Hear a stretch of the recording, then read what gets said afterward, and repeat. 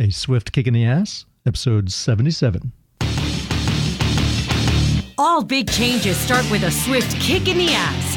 Join the journey of lifelong friends, John Curren and Tom Stewart, as they make conventional thought bend over and take a boot to the keister.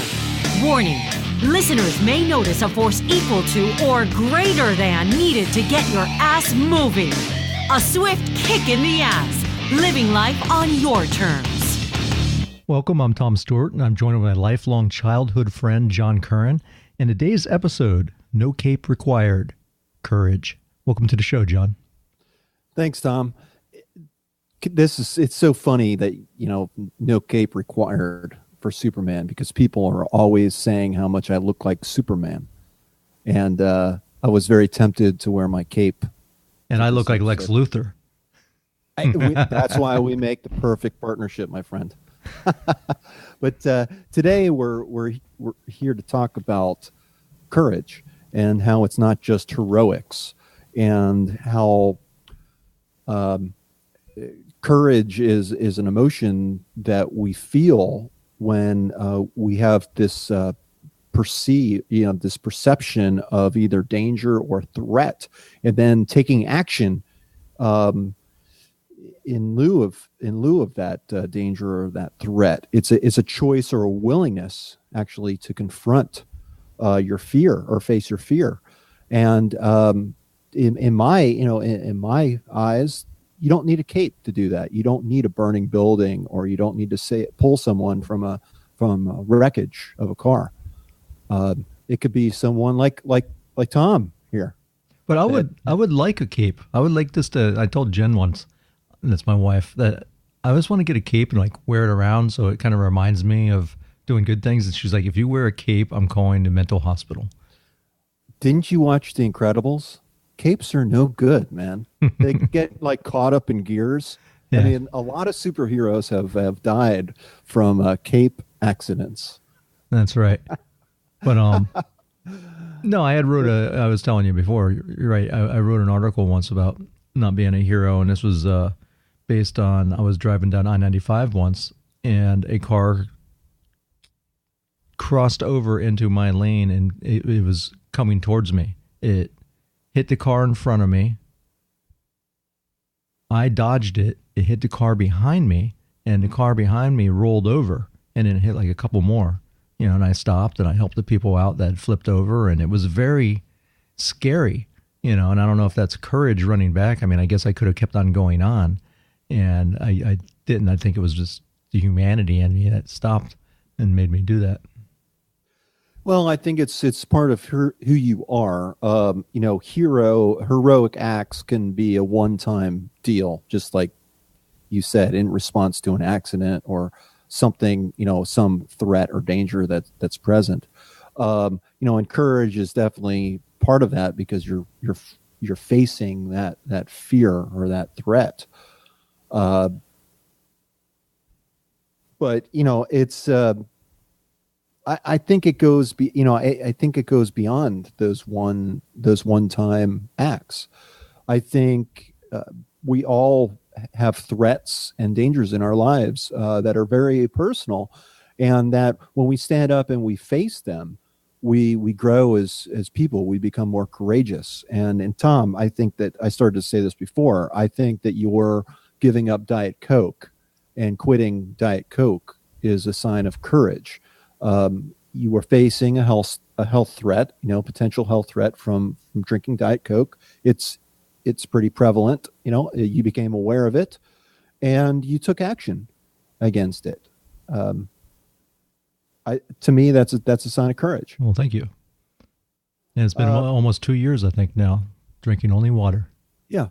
Same thing. I think people who give up smoking, they're facing a health threat. They're facing a danger, and they're taking steps. Most people aren't going to see that as being courage.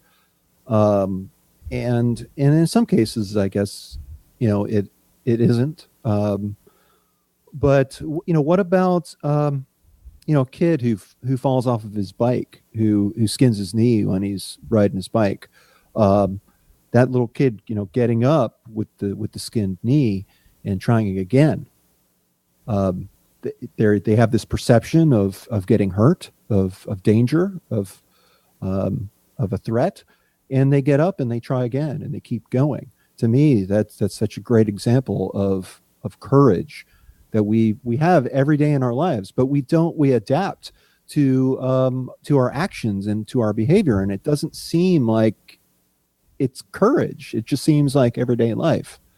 Well, I remember this is, and I think childhood's a great time to develop your courage, because those are the times that are really tested when you're by yourself on the, out in the playground or in the mean streets of Hollywood where we grew up, and you have a lot of bullies around.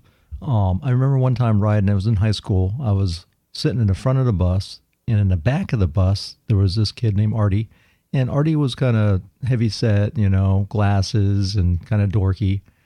And there was this girl that was kind of being really mean to him. And I mean, really mean. They were making fun of him. The two girls, I remember they were teasing him. And he finally couldn't take it anymore. So he got up and the only thing he knew was he spit on him. And then they started slapping him and beating him up. And I mean, it was just horrible. And I got up and I was just like, stop it. And I never talked, it was like, they didn't even know really who I was because I used to sit up at the front of the bus. But I screamed, stop it. And they were like, looked at me and then they were like, what are you going to do? And then I was like, what can I do? I'm not going to go beat up these girls, and then I girl say stop it? No, the girl, I said stop it to the girls to make them stop hitting this kid Artie.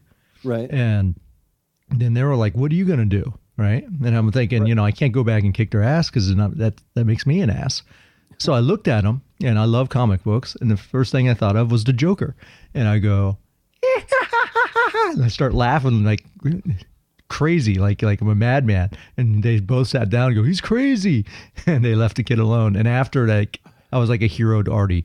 That was he was like, thank you for standing up for me. And it made me feel good. But it took courage to say that, Yeah, it's so funny.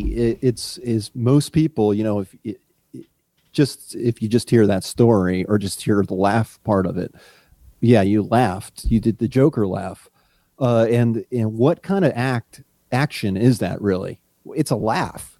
It's a laugh.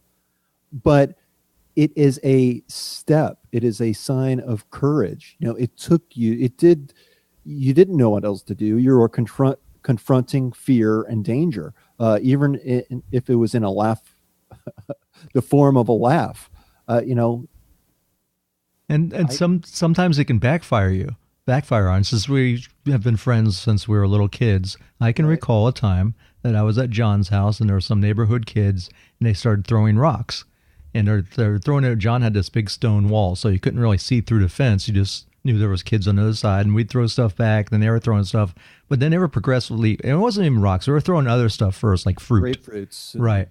And all of a sudden, they started throwing rocks, and John went into lecture mode. John was very good at lecture mode when he was a kid. Even back then. Yep, and he was like, listen, it's really dangerous if you throw rocks. And he's going off on his whole lecture, and all of a sudden this damn boulder flies across the wall and it hits John right in the head.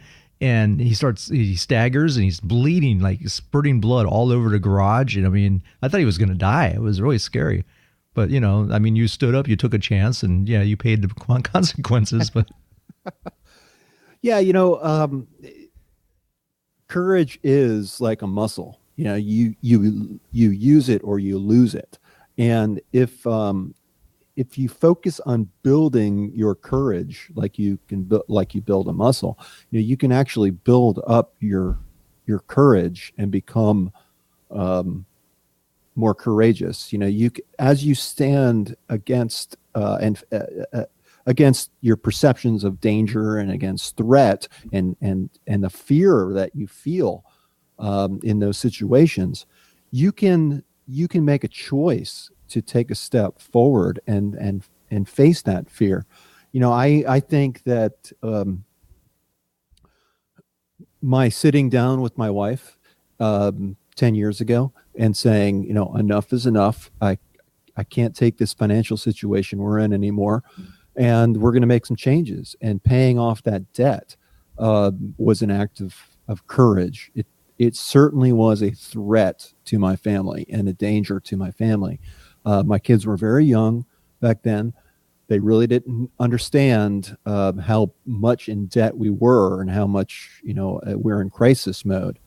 Uh, and thank God that we opened our eyes back then and started taking action and grew some courage because, And John, that can have yeah, courage. It takes courage to talk to your spouse sometimes. Sometimes there's something you want to talk about and you're hesitant to talk to them because you're afraid of how they're going to react or how they're going to see it.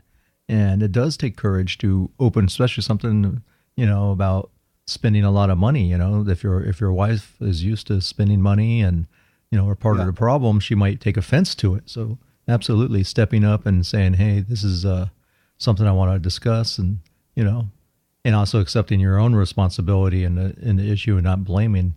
It does take courage. Yeah. So in dealing with, in dealing with courage, dealing with fear, facing fear, how do we go about doing that? And, what are the benefits, I think, of doing that? I think one thing is that you're building your character, you're growing stronger through the process. But I think it's so much more than that. What that comes out of taking small steps and building courage. It really does change your life. There are certain things, I think, just like when reading a really good book that opens your eyes, I think courage opens your eyes. When you take a step, when you stand up for yourself against that bully, against that situation in your life that's bullying you, when you take a stand, it opens your eyes, and you quickly realize that these scary situations, these things that so many people fear and run from, when you stand up and fight, they cower and they actually back down, and you grow stronger as a person when you do that. And I think that is one of the first steps that you can take towards living life on your own terms. That you have to have courage to take that first step. John, you talk about fear, and I know we've given this acronym before for fear, which is fantasy expectation appearing real, because you create these ideas of how something's going to turn out, and they're not always correct. But having the courage to stand up in the presence of fear, you need fear in order to have courage, because it's when that fear is there that you say, I'm scared, but I'm going to do it anyways, and I'm going to try. In which leads you to the topic of, can you develop courage as a skill? So, when I think about, I had told you, like a year ago, I had sung karaoke for the first time in front of my family and friends, right? And it's one of those things that you always have that, your family sees you a certain way. So when I even went up to the microphone, I remember my brother-in-law going, "Tom's going to sing?" Like, what? And I sang. And you can exercise that to where that was almost like breaking the ice. So now every time we have a party, we have karaoke, I get up and I sing some more. And for me, that was a very scary thing. But it's anything in life, you can exercise it and practice it until you get better at it. If your fear of public speaking, a lot of people like you joined Toastmasters, and there's ways to develop and overcome those fears. I remember back when I was in Little League. Actually, I wasn't actually in Little League at the time. I was trying out for Little League.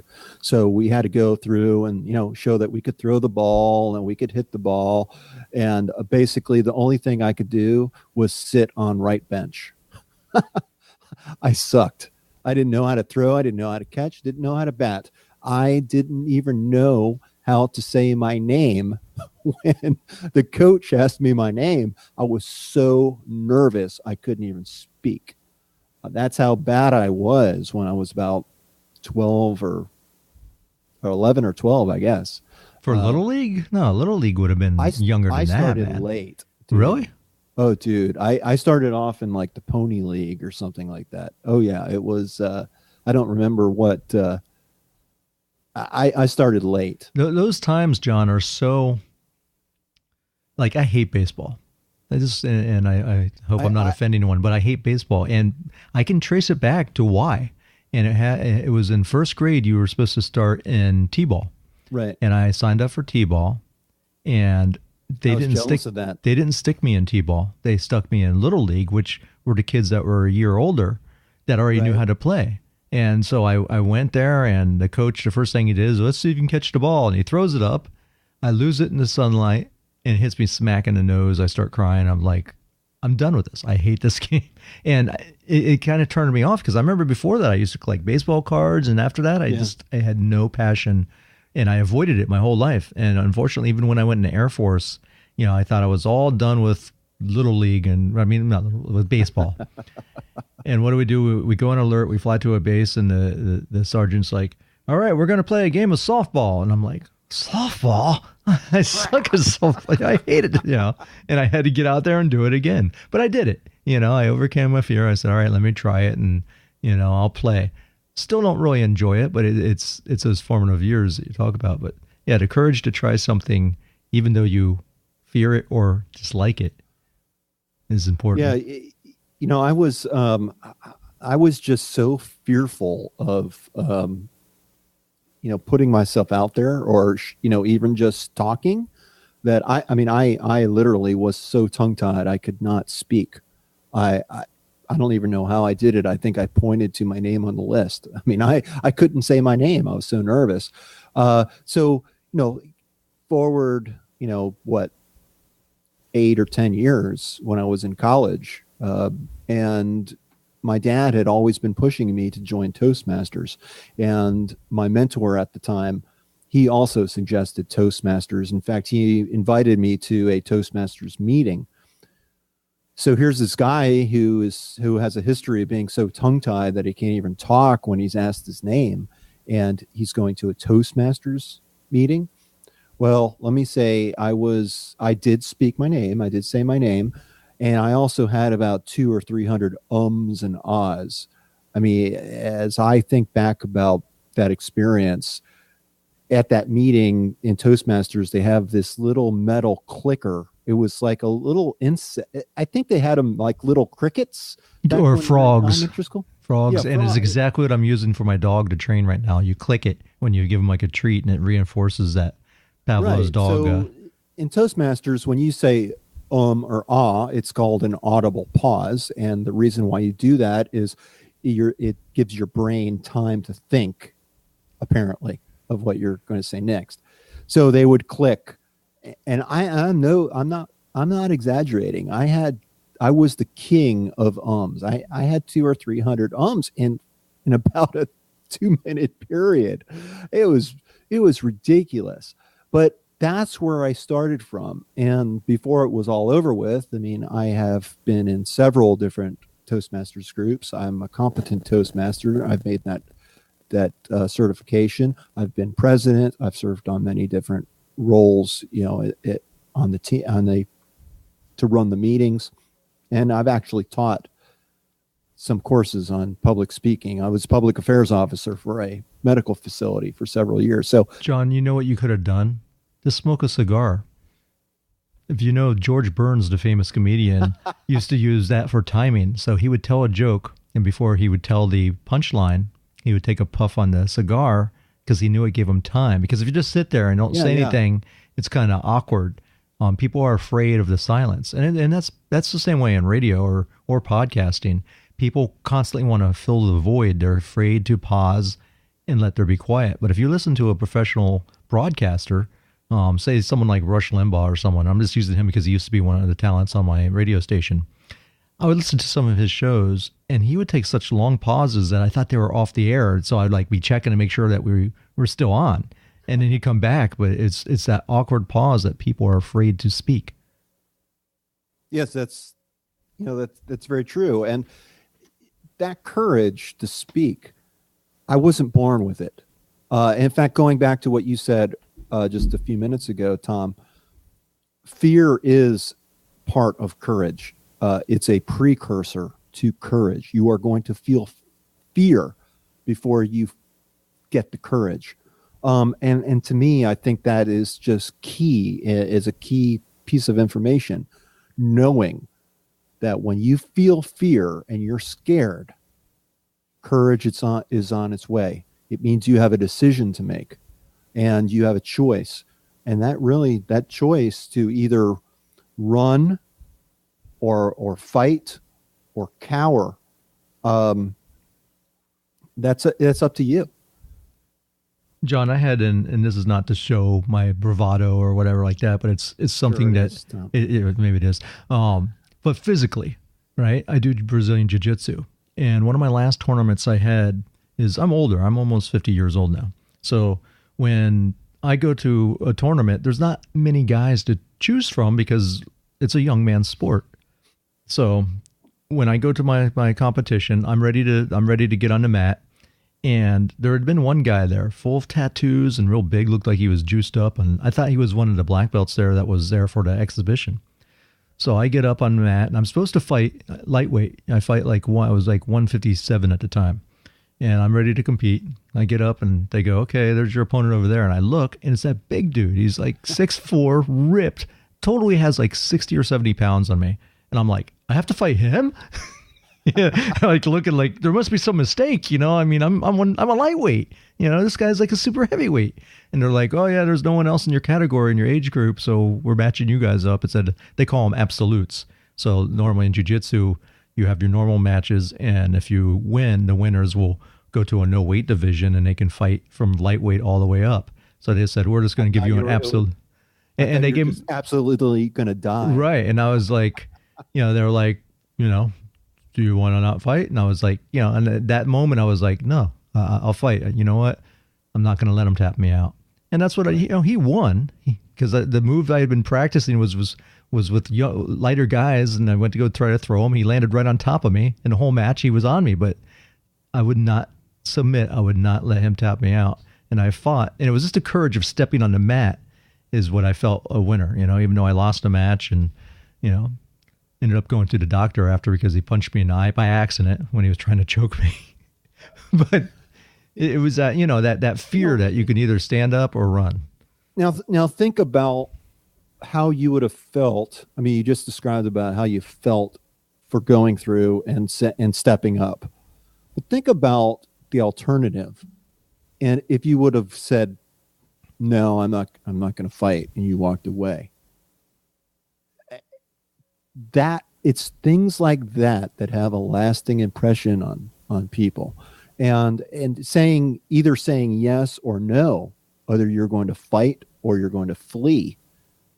Those type of decisions, those type of choices have great impact on our lives. I would have had to live with that, and I would probably still to this day think about, man, I should have at least stood up or tried. And instead of just give up, because, you know, everyone is around. My coach is there, you know, my friends, my teammates, you know, and I wanted to not go away scared. You know, I wanted to at least face my fear and get on the mat. All I remember is my coach looking at him and going, you got to move, you know, like, don't let him get a hold of you. Yeah. But, you know, the next time you see someone, you're put in that situation, and let's just face it, I don't care if you're in jiu-jitsu or you're just a regular person off the street. We all have our fights to fight. It may not be a physical fight like using jiu-jitsu and being on that mat. It might be, you know, maybe you're fighting a health issue, or maybe you're trying to cope with a disability or some type of health problem or debt, or, you know, something that poses real danger or threatens you. And right. I mean, let's face it, most times in your life, it's not going to be a physical encounter. I mean, very rarely are you going to be getting in fights. You know, it's like I said, like when childhood, yeah, you probably, that's the greatest time that you'll ever get in a fight, and the kids don't know what they're doing, but it's standing up to, you know, something at work, or so, you know, a coworker that's harassing you. It applies to it applies to every aspect of your life, from the time you're a kid through the time you're an adult. You know, there are still bullies especially in the workforce. People that we work with, they can be bullies if you let them. And what I've learned is that when you stand up to them, they back right down. Absolutely. You know, but it's kind of funny. You're talking about kids. It's so funny. My little boy, Johnny, who's six years old now, I think this was last year, over the summer, my office kind of looks out over the cul-de-sac, and I can see the kids out there, and I'm looking out there one day, and a group of kids are playing, and my son is kind of standing in the middle of the cul-de-sac next to our neighbor boy who's about a foot taller than Johnny, is a little bit older. And Johnny's got his chest puffed out. I mean, and he's staring up like a foot to this kid, like looking him in the eyes, but a foot down below, and he's like Chicken Little. He's like looking at him, and then they back away. And I asked my daughters what happened, and they said, well, apparently the little kid was making fun of Johnny's sisters, and Johnny wasn't going to have that. And he stood up. He stood up and he said, don't talk about my sisters that way. And I mean, that's why he was all like puffed up. And my boy, he doesn't know about fighting or anything like that. He was just doing the right thing. Yeah. What he thought he was standing up for his sisters.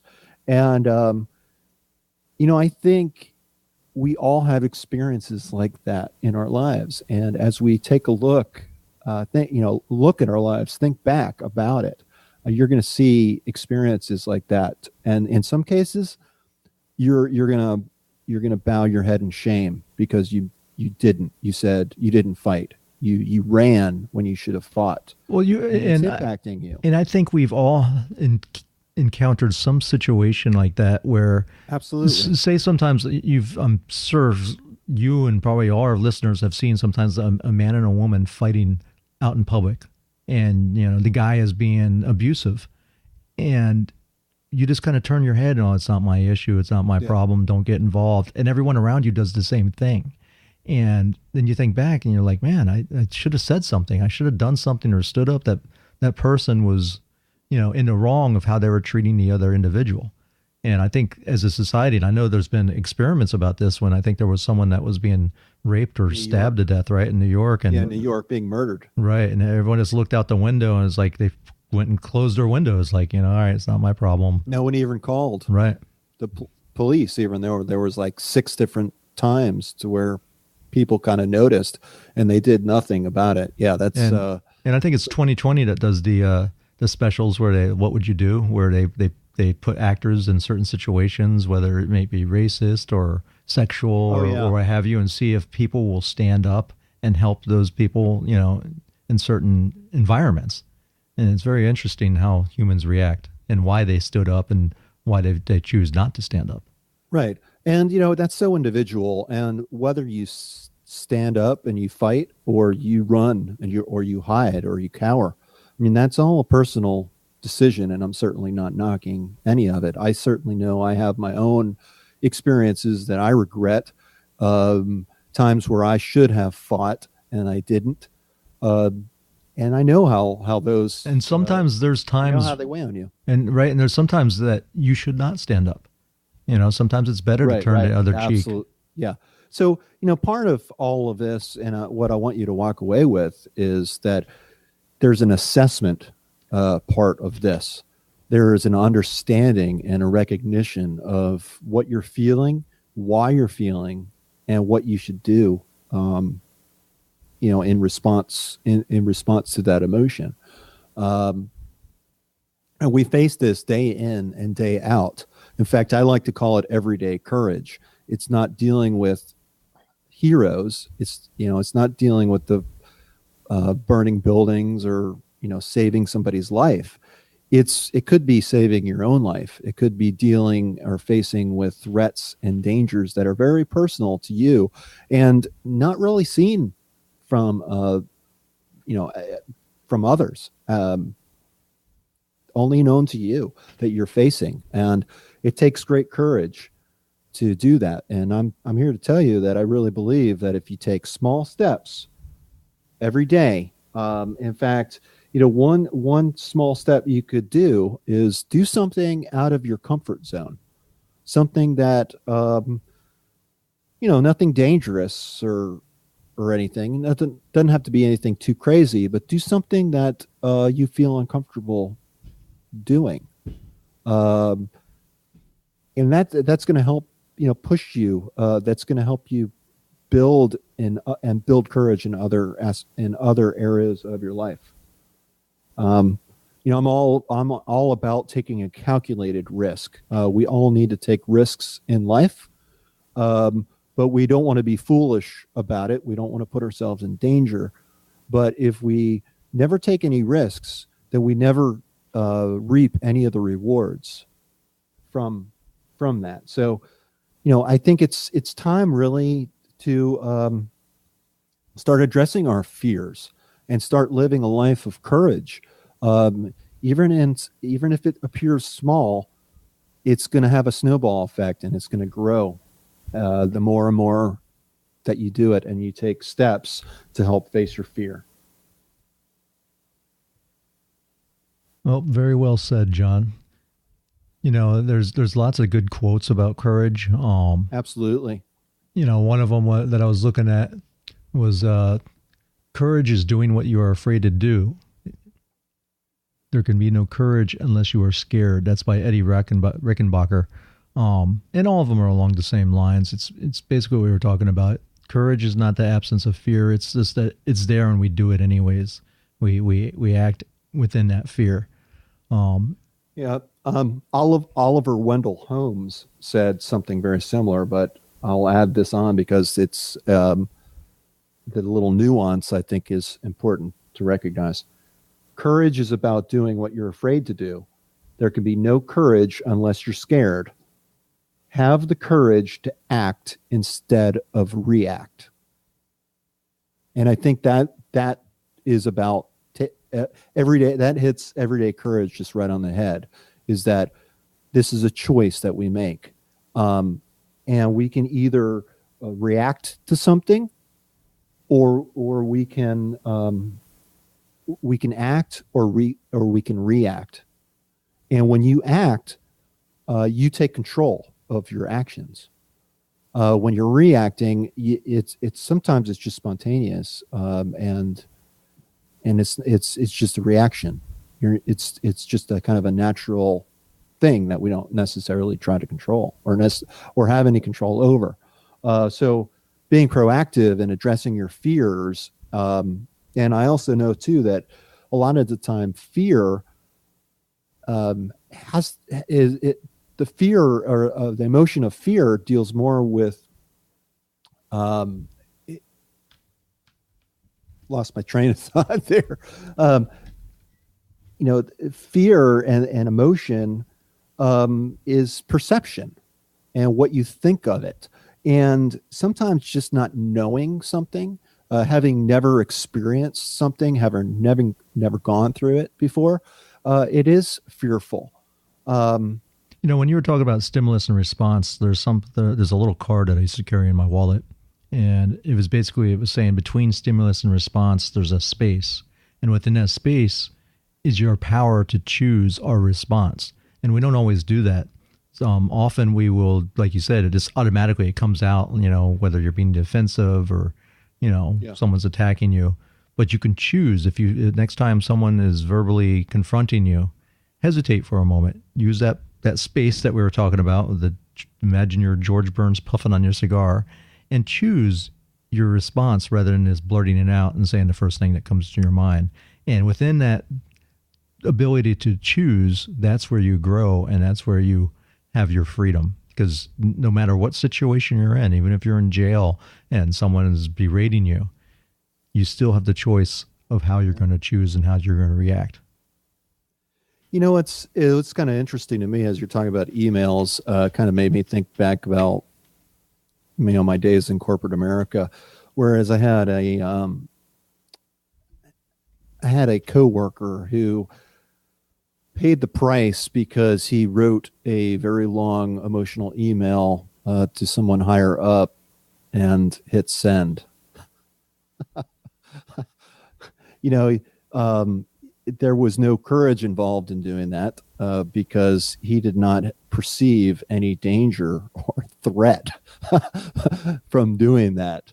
I have since learned that taking that space, taking that time, taking that breath, or maybe before hitting send, just wait overnight before you send that that email just burning that bridge. So you're saying don't be a dumbass. Courage is not being about being a dumbass, which is true because sometimes people think that someone that's real brash and talks a lot is courageous. Yeah, courage is not. I mean, risk is involved in it, but not just illogical risk, not risk for risk's sake, not being stupid about your actions. It's about thoughtful action and facing your fears and saying, I'm not going to put up with this crap any longer.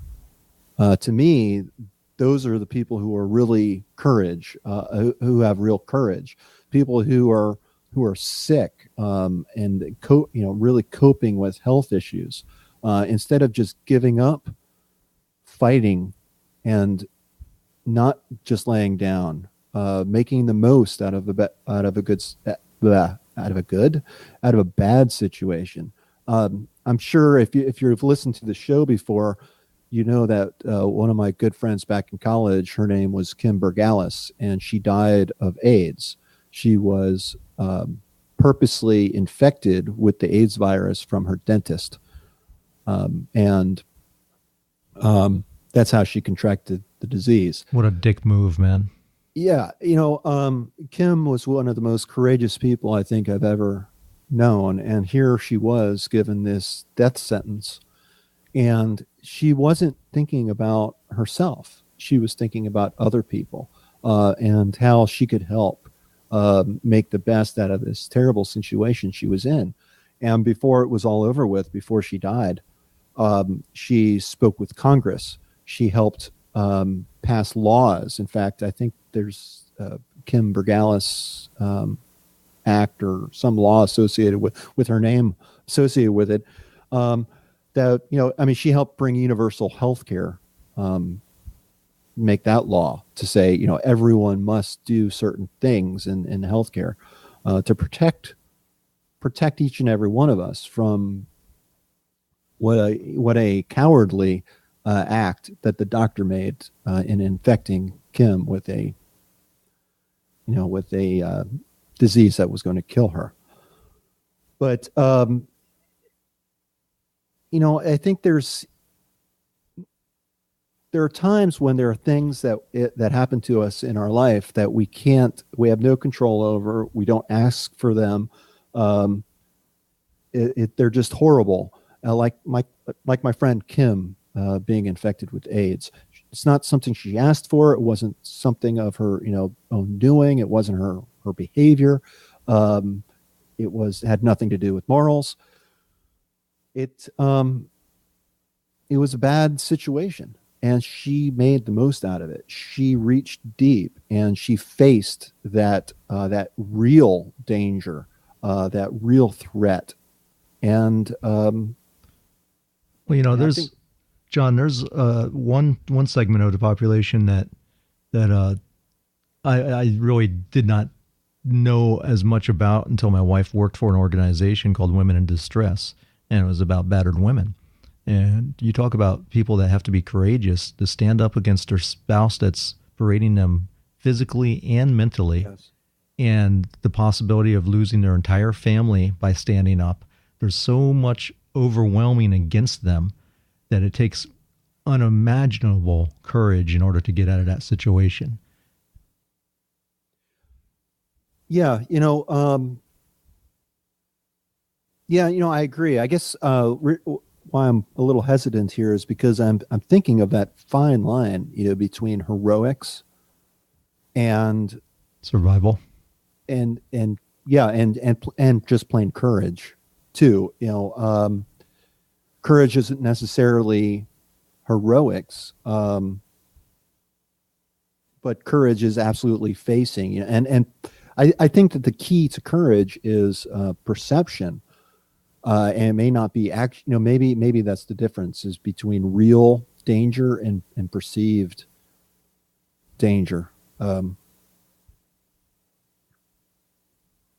don't know. It's interesting, but anyhow, I think again, these are all good things for us to think about. And I said this earlier on in the episode that we adapt to our situations, no matter what they are. They become our lives. What we face day in and day out becomes our lives. Our decisions, they all accumulate, and they bring us to this point to where we are right now. Which is probably the end of the show. Yeah, this is the end. This is the end of the show. Yes. And these are choices that we make that get us here. And it's really up to us as far as, are we going to display courage or are we not?